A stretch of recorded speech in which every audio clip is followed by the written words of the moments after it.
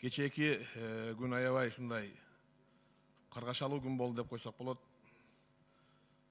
Мен дагы бүгүнкү күнгө чейин 6 жыл мамлекеттин президенти болгон, 2 жолу премьер-министр болгон киши ушундай ишке барбаса керек деген бир үмүт бар эле да.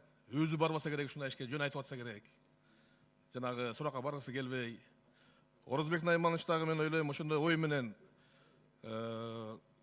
спецназм балдарыны жанагындай огу жок желим октор менен жиберип, сиз муну эң туура кылдыңыз, элге зыян тийген жок ошол жерде.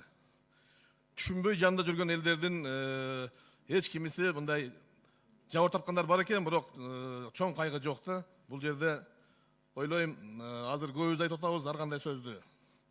Мына подполковник Үсен Ниязбеков бирөөнүн атасы, бирөөнүн баласы. Биз ошол баланы айтпай атабыз азырчы.